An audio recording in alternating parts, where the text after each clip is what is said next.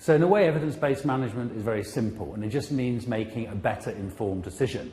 So in the context of management, that means using different kinds of evidence from different sources, both to first identify a particular problem or opportunity, and once that's identified, then to try and identify the most likely solution.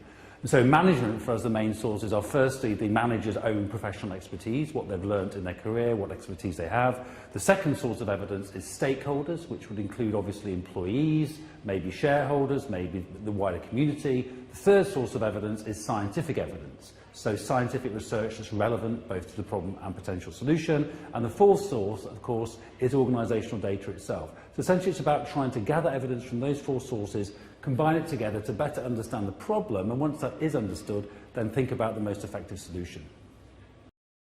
Yeah, I mean, I think when we look at managers or HR managers and look at the decisions, it's quite easy to go, well, that was a really strange decision. Why did you do that? Because there wasn't much evidence, you didn't think about it very much, you went for the first option you thought about.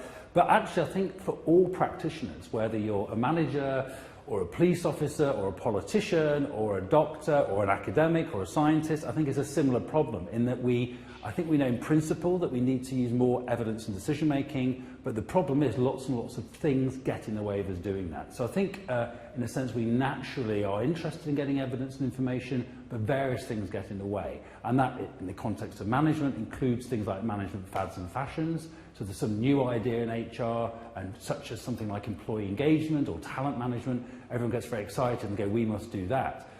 And then you think, well, actually, do you have a problem with engagement? Why are you measuring it? Is engagement important for you? And if you don't know those things, then there's probably no point in following these fads and fashions.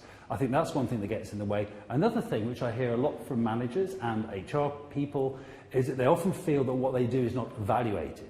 So whether what they do works or doesn't work or has no particular effect, they never get to find out. So again, the incentive isn't there for them to use evidence. So I guess I'm quite optimistic about it. I think people do want to use evidence, but understanding these barriers is a very important starting point to try and get closer to making better informed decisions. Yeah, I think for an HR practitioner who wants to become more evidence-based, there's some quite simple things, and I think first it's very difficult to do it on your own. So if you are a single HR manager surrounded by a team who are not interested in this, it's very tricky. So the first thing is get lucky and make sure you've got a team who are interested in evidence-based practice. The second thing is quite simply to ask the question why a lot. Why are we doing this? Why do we think it's a problem? On what basis?